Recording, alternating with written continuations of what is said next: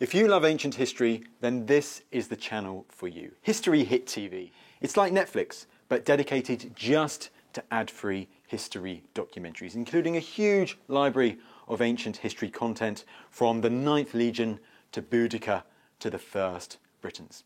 Now you can get a huge discount on History Hits TV today. Simply check out the details in the description below and make sure you use code Odyssey on sign up. Anyways, on with the show.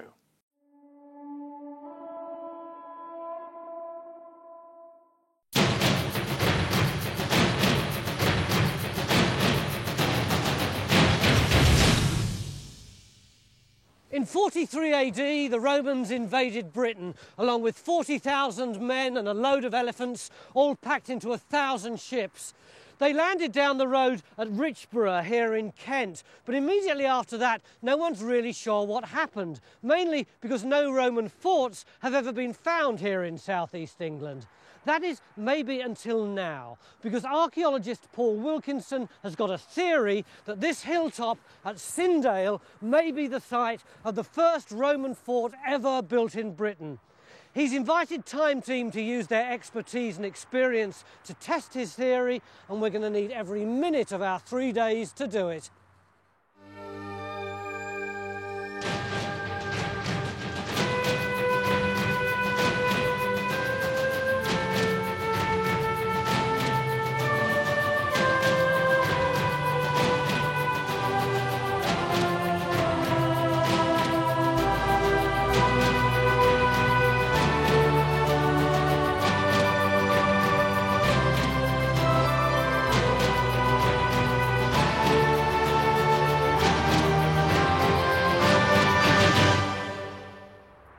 To me, this looks like the perfect place to build a fort. You've got a great vantage point all the way around Kent. Perfect place for your sentries to be, but what do I know?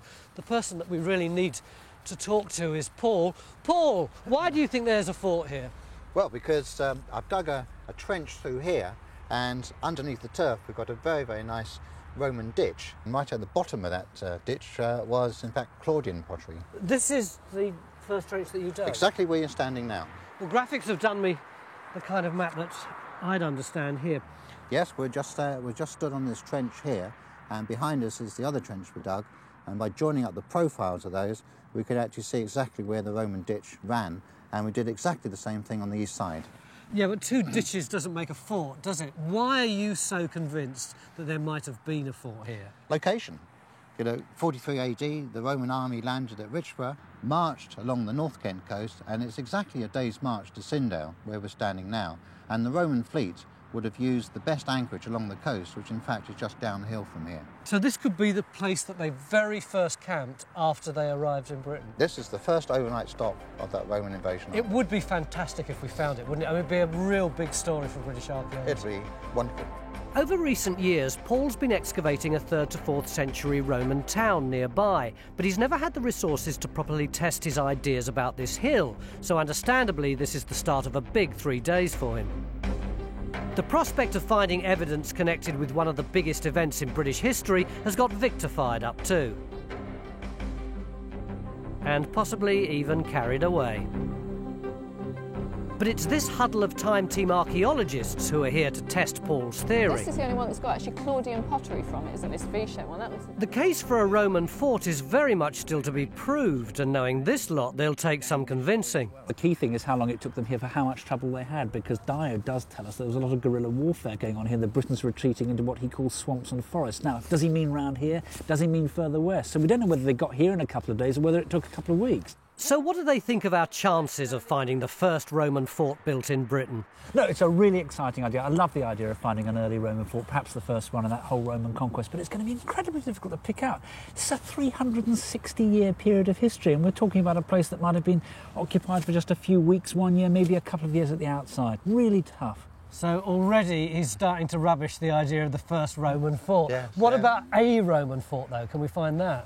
Oh, definitely, because there's some key forensic tests we can apply to the archaeology, if you like, to show whether it's a fort or whether it isn't. Yeah, I mean, what are the diagnostic traits? First of all, a fort has defences, so it's going to have a rampart around all four sides of earth, and outside that, double ditches, one ditch, another ditch outside that.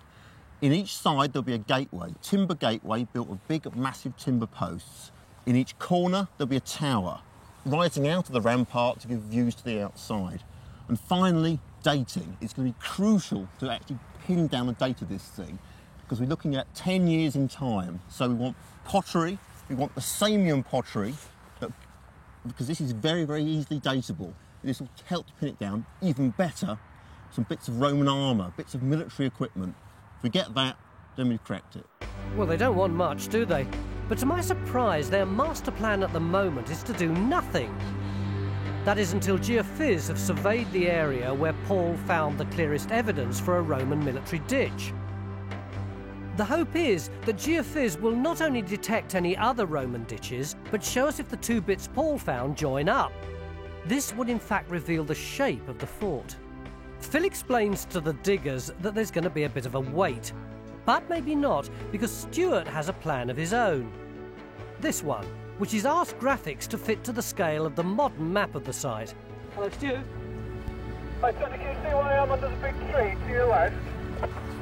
Stuart's interested in this big earthwork bank that's always been thought to be part of some fancy gardens that went with a grand house that was here in the 18th century. We've actually got a plan here of the 18th century gardens. This is dated 1760, and we've put it to the same scale. And if I overlay it, can you see that's the road at the top? That's where the house is there.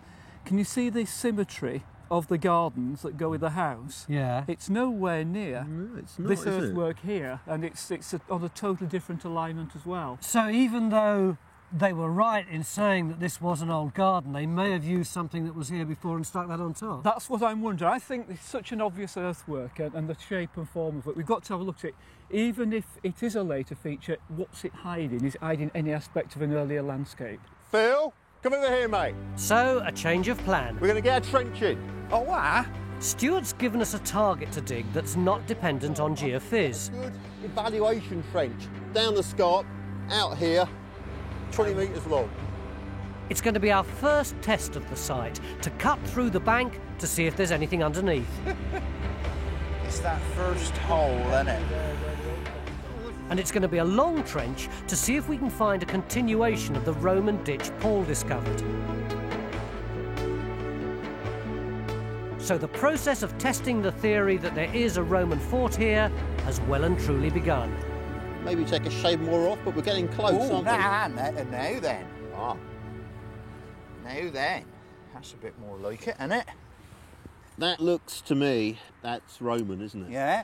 In the incident room, the evidence Paul found is under close scrutiny by Roman fort expert Tony Wilmot. You've got a nice crisp V-shaped profile. You've just got the beginnings of the little square-cut ankle breaker at the bottom. But the eye's really drawn by the fact that somebody's been keen and scored these lines into the section and scored the interpretation into the section. That's a digger, not a Roman. Of course, it does slightly draw your eye. And another photograph which goes a bit deeper, you can see that there's a little bit of the ditch which hasn't been scored below it. There's a straight line. The expert's opinion is that Paul's Roman ditch is even more convincing than the way it was originally interpreted.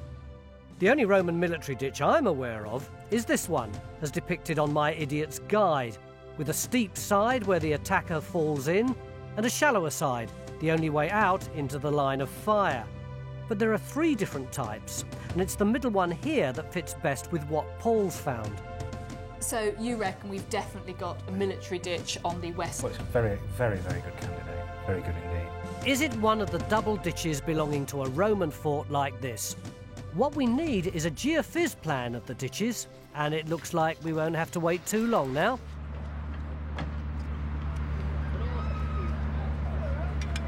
Ah, they're Roman, all right. Now, the question is dating. This looks like Belgic grog tempered ware. It could be any time between the late Iron Age and about 100 plus AD. Just slow down a minute. Belgic grog. Tempered, yes. So what does that mean? It means the pottery, it's both handmade and wheel turned. It's fired black. It contains the grog. In this context, is not rum. It's pre-fired clay, ground up clay, mixed as a filler with the clay of the pot itself. You want experts? Yes. This is the expert's expert. Phil's just got a rim. Ah, Tony? right. Now look, that looks a bit more diagnostic. Now I'd like to get this cleaned up. This looks awfully like it's from a biconical beaker in Upchurch Ware, which should date from about the year of the conquest through to 100 to 130 AD. Quite a nice diagnostic piece.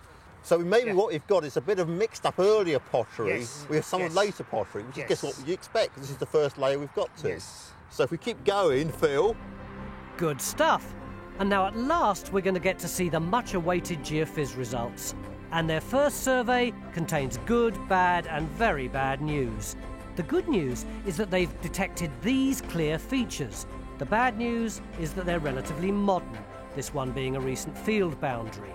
We know this because it's in the wrong position to be the ditch Paul found, that's here. The very bad news is that GeoPhys can't see Paul's ditch or any other Roman ditches that might be here. We need to do a lot more work, but I suspect you're not going to want to wait for us. Neil, I've heard of anticlimaxes, but we've been waiting for 2/3 of a day to get information which would allow us to find out whether this was the first Roman fort in Britain. And we've got one black blob that he's not all that keen that we should put a trench in anyway. Sure. I think it's time for plan B, don't you? It sounds like it. Which might be? Well, we said there was a series of checklists, didn't we, the things we wanted to find. So why don't we try and attack that? And it seems to me maybe the best place to go is round to the front of the fort, nearest to where Watling Street is. The M1 of Roman roads, Watling Street, actually cuts across the edge of our site. It looks as if Watling Street actually goes over this earthwork as a physical relationship, suggesting that the Watling Street is later than this earthwork. What date is the Watling Street for? We've got pottery from the lowest levels of AD 50-ish. So that would, if that's correct, that would suggest that this earthwork is earlier than AD 50-ish. So it's either very early Roman or it's pre-Roman. And if we can nail that down, that's a start, isn't it? So, test number 2. We're opening up our second trench here where the big earthwork bank turns. We want to know if this could be the corner of a fort and how the earthwork itself relates to Watling Street.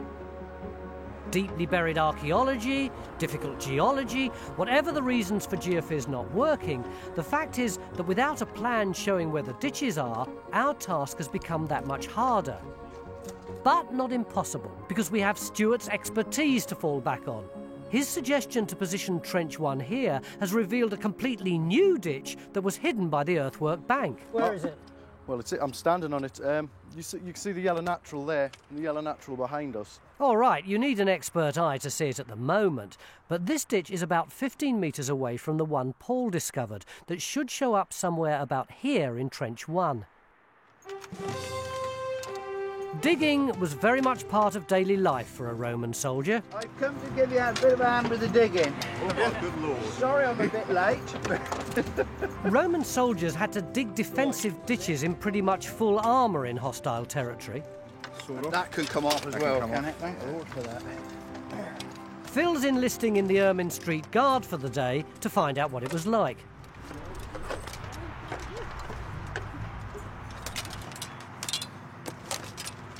This is a funny old tool, isn't it? Is this as near as you can get to a Roman spade? It's the nearest we've found, as far as I'm aware. It's definitely a digging tool. I mean, you see, you dig with it, and in this nice brick earth, it's a good tool to use. Yeah. But where you're in problem is if you've got to try and shovel with it, like that. Yeah. And that's where I would miss a decent shovel. You can't get down there, and it's a poor design. I'd have said it's a poor design. Yeah. Well, I'm not sure Phil would approve, but over in Trench 2, we've got what we think is our first coin, resting on a shovel, ready for Guy to see. Look, Guy, I think we've got a little coin. It's come out the spoil heap, found by the metal detectorist. Right, the key thing is the size. That takes us Ooh, straight... but look, you can see... It's quite clear, isn't it? The legend's quite clear. Let me just see if I can get that up. You're right, it's definitely 4th century now, because I can see that little victory on the back and the mint mark round the edge. It's in the middle to 3rd quarter of the 4th century. It is in fact 300 years after the invasion. What we're looking for is signs of 1st century occupation, ideally military finds, although not the bits dropped by Phil. So is that how military equipment gets lost? That's exactly how it gets lost. Yeah, it's just spun around on the on the pin and slipped off. It's a really cold day, but this exercise has got Phil thinking, and not just about where the wind's blowing. I mean, the other thing that I've been aware of since I've been digging here, and something you just never see on a site nowadays, is all the hobnail marks. And I mean, it must have been something which was always there on a Roman site. If you had Roman military building a thing, you'd have hobnails. Yeah. I mean, I thought it would be a bit more, I don't know, uncomfortable to work with all this armour on. I mean, it is a bit like trying to shovel or dig in a straitjacket. Yeah. But actually, there's actually not too bad at all. Yeah, there is a bit of sort of chafe in there. Yeah. And I'll tell you what, I have warmed up a bit.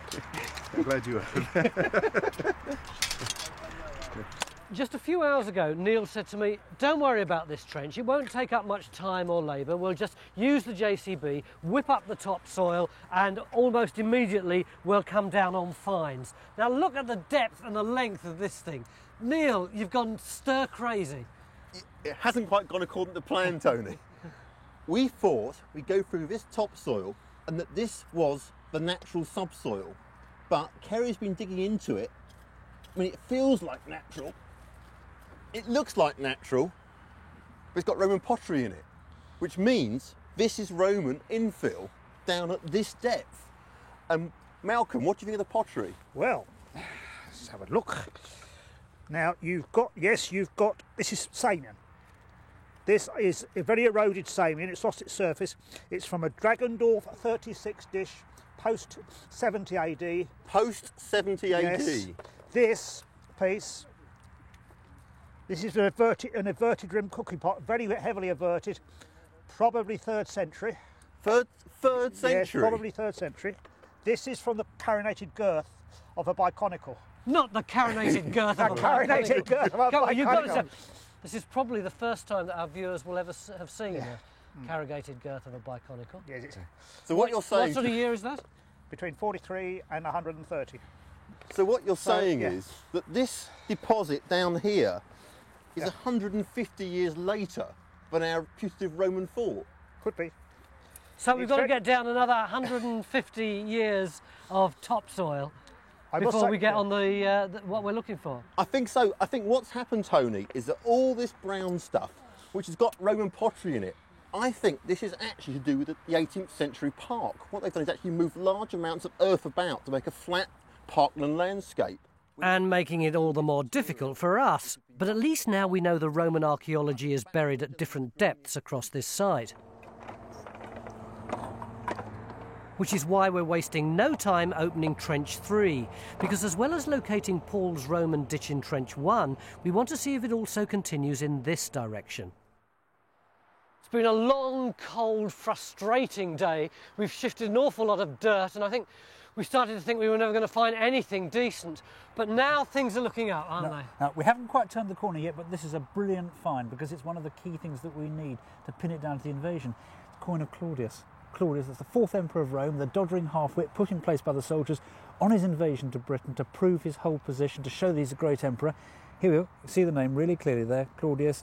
Great thing is the coin's not very worn. Despite the corrosion, that means it's been lost fairly early in its life. Dan, where did the coin come from? That coin came from about 3 inches below this marker that we've put in here, right on the top of the lowest piece of material in the ditch, so we've still got a fair way to go to get right to the bottom, but it's looking good. So maybe that lower fill is actually going to have the Claudian pottery to go with that coin that we've been looking for all day. So you think we could find this fort? This is a great start, it really is. Earlier today, the graphics people gave me this idiot's guide to what you need to find a fort. Samian pottery, corner towers, military finds, a gateway, double dishes. Join us after the break when I'm betting that we'll get decent archaeological evidence that right here we've got a Roman fort just like that.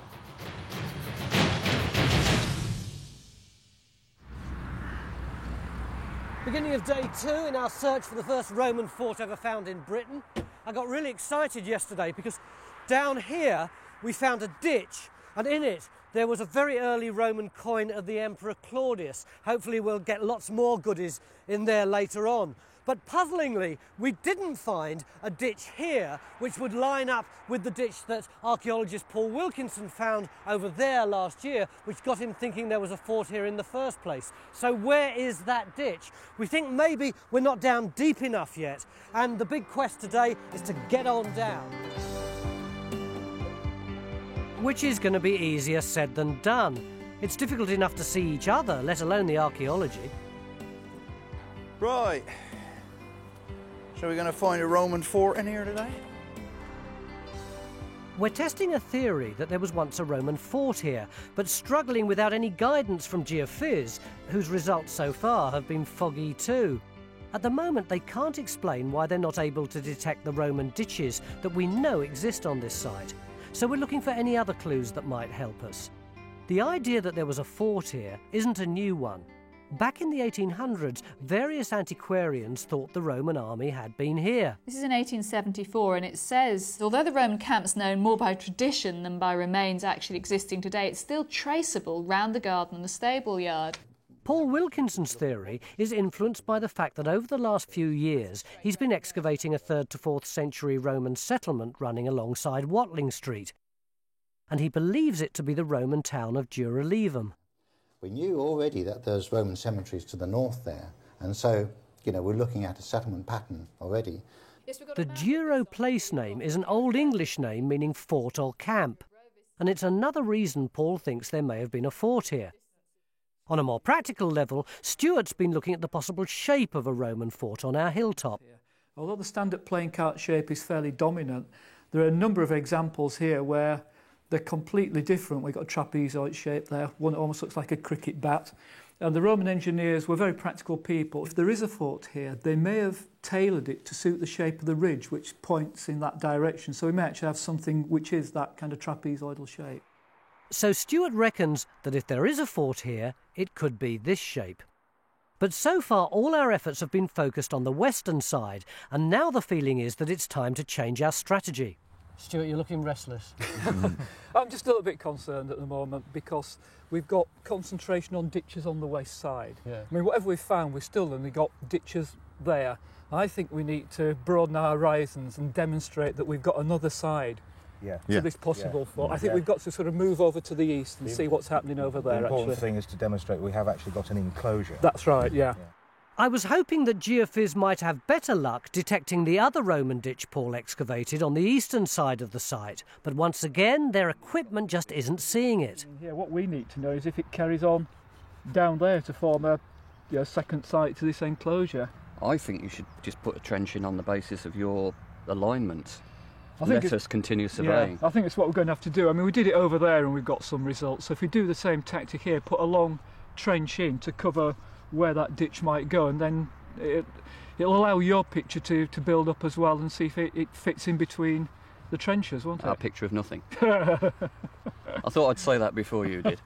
To add to our problems today, our team leader Neil has to leave us to attend an important meeting. But before he goes, I want to talk to him about my empty checklist. Should I be getting worried? I've got not one tick in any of these boxes. No, but we've got the 2 coins, which are almost like half a tick, if you like. Why? Why are these coins so significant? Why do they say military? They're just coins. Well, they're coins that came over with the Roman army, and they circulated for about 20 years after the Roman invasion. Where you find them, they are almost exclusively associated with the Roman army. So they're very strong evidence that there was something happening here at the right time.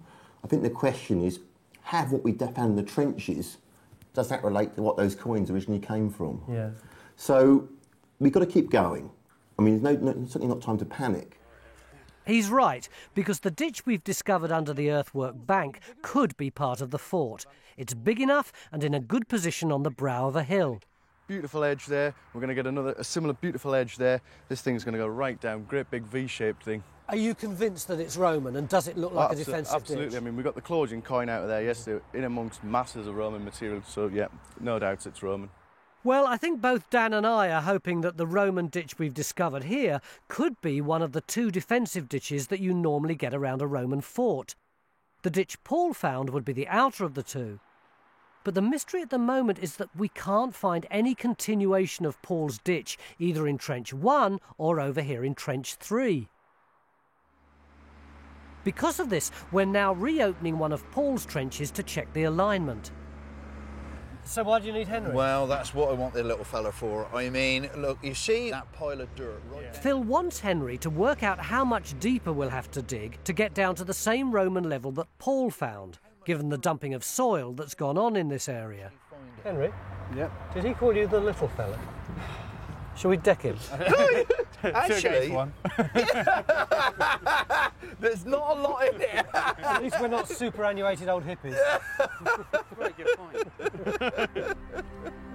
I think everyone's agreed that this is a pig of a site to get to grips with.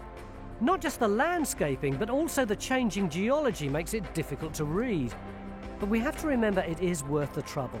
Finding evidence of a Claudian fort here would be major news, because so little's known about the Roman invasion of 43 AD. What do the historians of the Roman period actually tell us about the invasion? Well, our main source is Dio Cassius, a Greek who wrote about 160 years after the event. That's pretty well all we've got. It's a very interesting question, because really there's only a couple of pages, and it doesn't tell us any of the information that you or I or any other archaeologist or historian would be desperate to have, which is like exact geographical information for where they landed. All he tells us, for example, is that they came in 3 waves. I mean, he doesn't even tell us the number of troops. You'll often read in history books that it was 40 or 50,000 men. Well, that's based purely on working back from legions and soldiers that we knew were around here, probably the best part of a generation later, and a side reference that suggests there were roughly the same number of legionaries and auxiliaries involved in the conquest. So that's where the figure of 40,000 has come from, not from a Roman historian. Where does that leave Sindale? Well, you know, it's a key route across North Kent. I mean, they're going to have to end up controlling it. Remember that the coastline's very different at that period. Well, the coastline would have been closer then, wouldn't it? Because the sea levels were higher. Very important for the Roman supply bases to be close to the coast, because they would move most of their bulk materials by sea. So this is a key road route and a key sea route. So Sindale must have played, or any fort along here, whether there's a fort here or whether there's a fort somewhere else, controlling this route would have been vital to the progress of the invasion as the men and materials start to be moved in. Again, just like the D-Day landings in 1944, you've got to get all that stuff in and control it. We've just about re-excavated Paul's old trench, and we can actually see the bit of ditch he originally discovered. And now we've done this, of course, Phil announces he thinks he's finally found the continuation of it over here in Trench 1. Whoa, what's that? Our first bit of Paul. But at least we can now check its alignment. So with Phil's trench in the distance and Paul's old trench in the middle, we can see why we haven't found it in Trench 3. So if we line the two up, the ditch should come through. It should just come here. There, which explains why we didn't find it. Absolutely. In that trench we stopped. Metre and a half too short. At long last, our diggers have got smiles on their faces. Is it just because the sun's come out, or have we actually got more evidence for our fort? I think we're starting to get some more evidence now. The ditch up here in Trench 1 is resolving itself. It's a ditch. It's carrying on down. Where Phil is down there, we've got a ditch which is slightly curving in. It was confusing because it's right on the edge of an existing landscape feature. So you've already got a drop, and they're cutting the ditch into the edge of the drop to sort of accentuate it. If you came to this cold and just saw the evidence that we've got in the ground now, would you think, looks to me like we've got a Roman fort? I need more, I'm afraid. I need more of the circuit. We really need to get the profile of Phil's ditch to see if it's the same as the profile of Paul's ditch. But at last we do seem to be getting somewhere. For the first time, I'm beginning to believe that there might be a Roman fort here. Oh look, the boats come right up to here even now. That's right. And this is only, about a mile away from our site? It is. You always can't see this sea, can you? It's like a cloud just hanging over the edge of the water there. Our little site is just a little black blob just there. If you actually add in the Roman coastline, there's no doubt that the site occupied a prime position, and it's best appreciated on our 3D model. General wetlands. That's amazing, isn't it? Because you can see how visible it would have been approaching from the coast. It's a completely different perspective, isn't it? There's a stream coming down this valley, and there still is a stream flowing through Faversham. There's a creek in there, and the vessels were able to get much, much closer to our site than they can at present. So you'd have had an army marching through the countryside, and then along the coast you'd have had support coming from the Roman boats.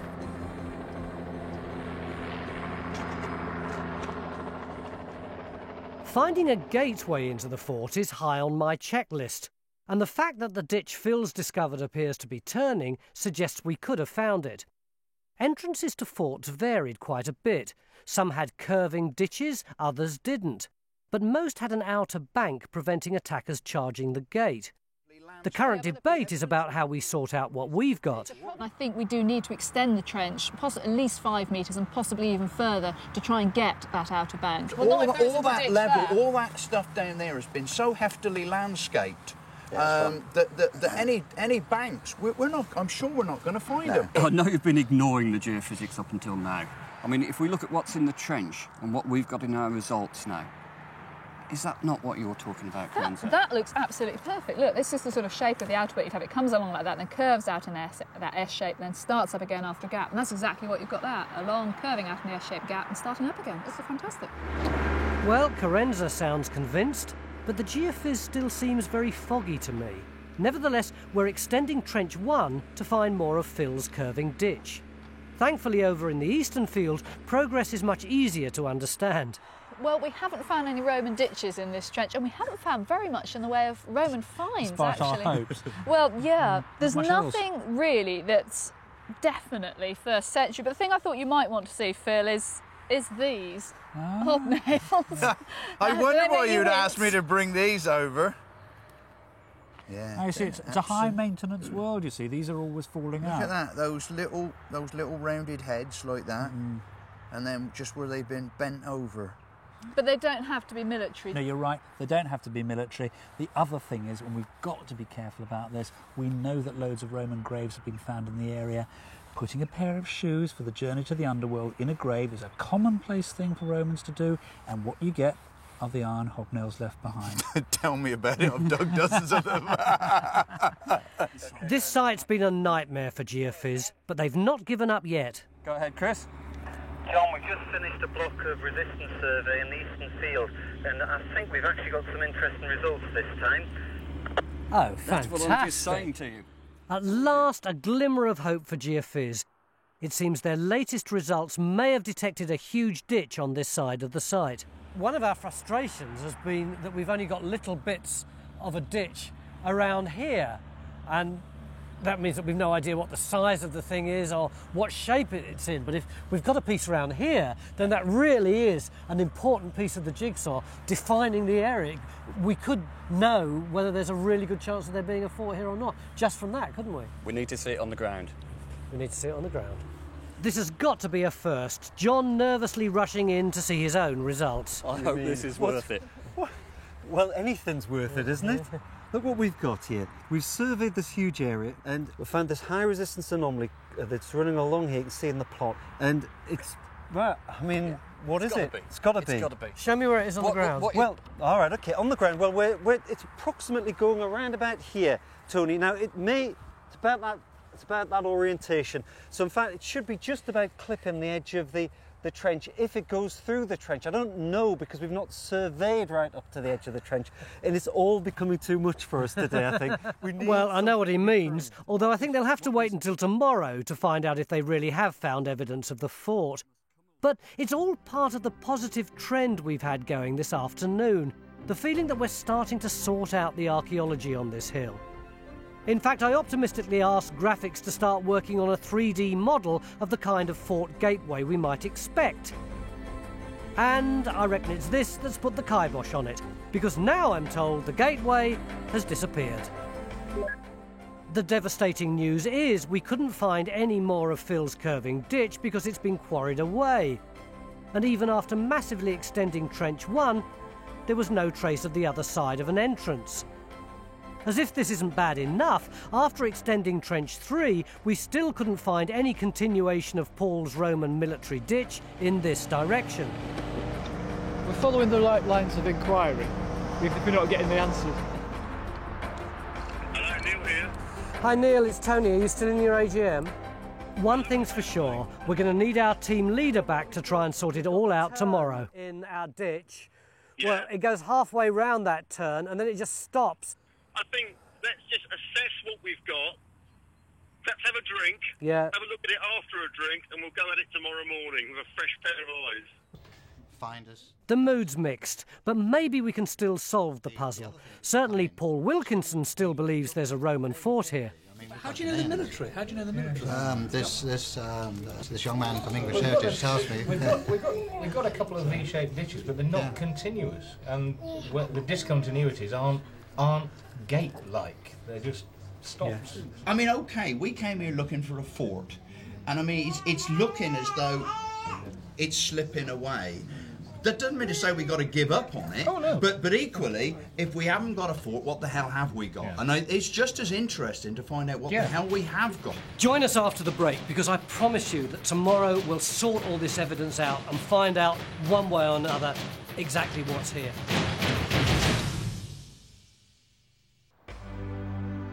Day 3 and our last chance to try and get to grips with the archaeology on this ridge of higher ground. One of the most challenging sites I think we've ever tackled.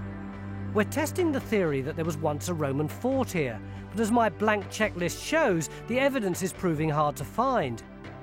Yesterday, I thought we'd established that we had a Roman military ditch stretching between these two trenches. You grant then, we got a ditch coming to here, and then where the hell does it go?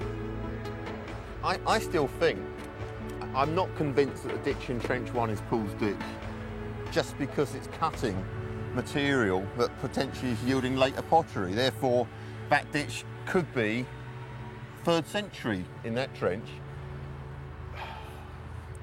Yeah, but... Definitely not the start to the day we were hoping for. Meanwhile, I'm driving across to the other side of the site, where we're looking for another of Paul's ditches that in theory joined up to encircle the hill like this. Carenza. Hi there. I don't see you actually leaping up and down with enthusiasm, so presumably you still haven't found the ditch. No, this peg is on the point at which it should come through, given that those ranging poles are on the line of the ditch. And as you can see, looking in the trench, there's nothing in there at all. The truth is that the whole site is a big puzzle without Geophys being able to detect the ditches. But our strategy of digging long exploratory trenches to locate the archaeology seems to be paying off, because we've unearthed something intriguing at this end of the trench, and we're widening to get a better look. To me, the stratigraphy says... But the current debate is, can we make sense of this site in the time we've got left? Neil's convinced that Phil's curving ditch found yesterday is cutting through 2nd and 3rd century layers and can't be the 1st century military ditch we're looking for. So really, all we've got, going back a step now, is we're back to where Paul had it last year in his trench. I know it all sounds a bit like just chasing ditches, but I am tempted to say, let's go back between the two trenches again now. Let's see if we can find out where that ditch really goes. Work from the known into the unknown. I mean, maybe it's turned. We need to prove that it's a fort. Surely to goodness, you know, we need to look at the archaeology of the site. After 2 days, it doesn't look like we have got one. Are we going to spend the rest of the 3 days arguing about whether or not it is, or actually trying to come up with something constructive to say, well, it's not a fort, but well, this is what we think it could well be otherwise? Look at the archaeology of the site and let it That's speak right. for it, yeah. As we witnessed the other day with this plucky legionnaire, Roman soldiers did occasionally lose bits of kit, but we've seen nothing in the way of military finds, and the feeling now is that the ditches could belong to a Roman farm rather than a fort. Even the big impressive ditch we found under the earthwork bank could just be a property boundary, although Dan, who excavated it, needs convincing. Well, it's still a big ditch, and it's still a deep ditch, and if it's linked with farming and landscape and field systems, for instance, I think it's just too big, and it's too clean. It still looks a bit like a military ditch, I'll grant you, but it hasn't got the context. I mean, as you say, everything else is going now, and even the pottery from it had a wide date range, didn't it? I mean, it could be Claudian, but the range means that it could be Hadrianic again. Although Dan's big ditch might continue under the earthwork bank, it's not possible for us to get at it here in Trench 2, because we've discovered, would you believe, the remains of a 4th century Roman road, and any earlier evidence would be deep beneath it. We've got metal surface, it's really nice. We've got a camber, it's coming much lower down here, it's rising up. We don't have many cobbles here, it may be ruck marks from transportation, and it's aligning in this direction. Unearthing a Roman road coming off Watling Street may not be what I was hoping for, but it is in itself a significant discovery. Another bit for Paul to add to his growing picture of Dura-Levum, the 3rd and 4th century town he's been excavating here at Sindale. But the whole team are now convinced that there wasn't a Roman fort here, and it's time to break the news to Paul. So I've got to say, I think we've given your ditch a good go, Paul, but I just don't think we've got the evidence that that forms a continuous line to make a side of a fort. It's a V-shaped ditch, but it doesn't have the other features. It's not continuous with, gates in the breaks. A military ditch, Tony, has to go round something. The theories that have been coming out and the kind of analysis of the archaeology that we've got so far really seems to me to rip to shreds your whole reason for getting us here in the first place, which was to establish whether there's a fort here. How are you feeling about that? We can't keep going for detail of actually trying to find out which ditch is which ditch and how they all tie up. We've got to look at the wider picture. The best use of our time now, it's felt, would be to dig at the top of the hill. Excuse me being a bit sceptical, but that sounds to me like a very clever argument for saying, in desperation, we'll just sling in some random trenches for the next 8 hours. Those ditches must have surrounded something, and we've got to find out what they surrounded. Now we're confident it's not a foot. The only way to find out is to look somewhere in the middle. So we're going to excavate in the middle of the site to see if we can get any clue to what was going on here. Any information now about this hill will be useful. And the most promising news of the day has come from where we've been widening the trench on the far side of the site. But we have really started to hit some major Roman levels here. That's a bit of a big hole you got, Mars. I'm afraid so, yes. We were hoping this morning it was going to be part of this great big ditch going across the site, but it's actually turning into, it's either a well or it's a pit or it's some kind of shaft. So it's another ditch that isn't a ditch? Another one, yes, exactly. Yeah. It's going straight down and we haven't hit the bottom yet. Anything in it? That's about the best piece of pottery I've seen of this site. Just look at the decoration, it's really delicate. All those scrolls here. You see the little pair of birds on either side? You see? Little bird turning back there, another one over on this side. Hang on. These are all off the same bowl. Do you see that? No, that goes on there. There's a bit missing there, and I bet you that's the one. Look, it must have been... there we are. Oh no, we've lost a little bit in the middle. But look, the most interesting thing about the whole thing is the way it's been riveted together. Do you see the lead rivets that have been put through? On the top bit here, there's a hole for a lead rivet that's been missing. And what are they for? Well, it seems incredible you could take such a flashy piece of decorated bond and put these socking great rivets through it, making it really ugly. Yeah. But actually, all the way, I think right up till the 20th century, you would still rivet vessels and you can make them watertight. So a valued vessel you'd look after like that, even though it looks incredibly ugly to us. What sort of date's this? Late 1st century, somewhere Flavian period. That's actually very good for us, but it's still not back to the invasion. Well, that is by far the best find that we've had on this dig. Well, anything else? wait, there's a bone pin there.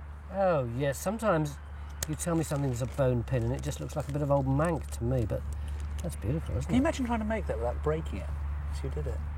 And then we've got a ring there as well. I don't know what you think of that guy. Hexagonal. Or it's octagonal, isn't it? Yeah. It's either silver or it's silvered bronze to look like silver. The other thing that's really interesting we haven't had before so far is this. That's fantastic, because all we've had across here are bits of what we think might be fields, those gullies and ditches, that sort of thing. Building.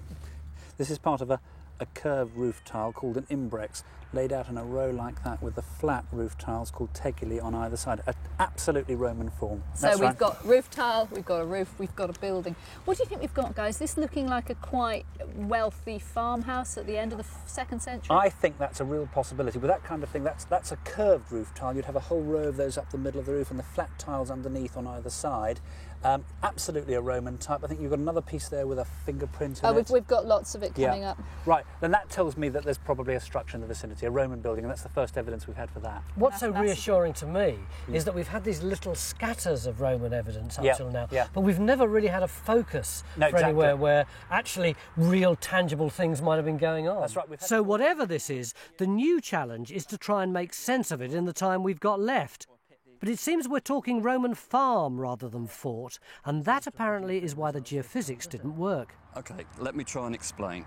If we look at the magnetics, if you've got a ditch, and that's part of a fort, inside the fort, you'll have lots of activity, burning, rubbish pits and so on. When the fort goes out of use, the material, the burnt material, goes into the ditch fill, When we walk over with the magnetics, we get a strong signal.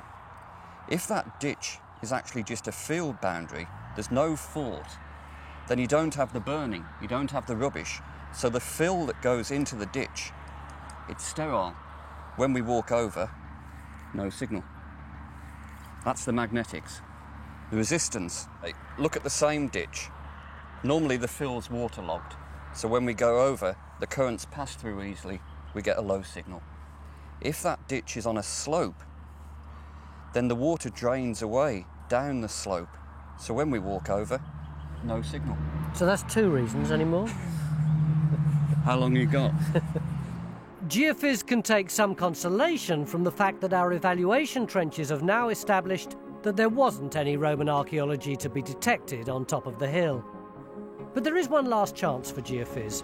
Given that we're now finding evidence of Roman settlement in this field, they've nervously suggested that we check out the one large anomaly they detected close by.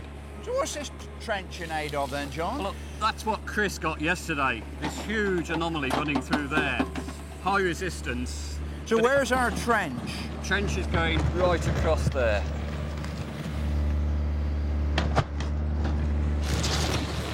Fortunately, as we haven't got a lot of time, this mystery doesn't take long to resolve. So, a Roman villa, eh? Where did that come from? Well, I thought that this, somebody suggested that maybe this was going to be the wing of a Roman villa. Who? You've answered the question. It's gravel. Yeah. But it's where we said it was going to be, Phil, so that's all that matters. Would you believe it? It's that parkland landscape again. And this is probably the worst geophysical site we've been on, and we want to go home. Don't rush away, you could sell the aggregate rights. If only back in the 18th century they'd known that creating a park here would cause so many problems. But later landscaping isn't the reason we've had to dig deeply here. This, we've now established, is a Roman well stuffed with clues about daily life here in the 1st to 4th century. Miles, this is my favourite bit of the site. You've got more finds. Yes. It's a 3rd century coin. See that little radiate crown on the head? Yeah. 3rd century. Anything else? Yeah, these are just coming up in and around the area of the shaft. Right, bit of metal wear. That's very heavy, isn't it? Feel that? Whatever is that? Well, I think it might be a weight off a steel yard. You know those olden day balancers where you'd have a shaft with weights hanging off it on a hook? So you slide it along. It's so heavy that must be its function. It's certainly got a suspension hole. And this? Right. Red wear. Do you see the finger marks there for the decoration around the frill? There's a place over in Hertfordshire called Much Haddam, which produced quite a distinctive sort of red pottery, some of which had faces on the front, dating to the 4th century, some a little bit earlier. But again, you know, you've got a complete mishmash, haven't you, of dates all the way through the period? Yeah, I mean, it's mostly 3rd and 4th century, but there's little sort of bits of 1st. Have you got different levels in it, or is it just all mixed up? The actual shaft is just one homogeneous fill going right the way so down. somebody's gone around bulldozing all the rubbish off the surface here, haven't they? At one point, dumping it in, yeah. So in the end, although Victor enjoyed his chance to draw the Roman invasion of 43 AD, we didn't find any evidence of military activity at Sindale. The evidence we unearthed points more to a picture like this, of a 2nd to 4th century Romano-British farming settlement that was most likely reusing ditches that had been open at the time of the invasion and part of an Iron Age landscape. Or at least that's the latest theory for consideration. I think that's going a bit beyond the evidence, really, Guy, you know. I mean, in the end, we've got a series of ditches, haven't we? None of which have the same fill as each other. None of Put any bunch of archaeologists together and they'll end up arguing theories. But there's one thing that we're all agreed on, that we've scotched the 150-year-old idea that there was once a Roman fort on this hill. Which means, of course, that the first Roman fort ever built in Britain is still out there somewhere, just waiting to be found.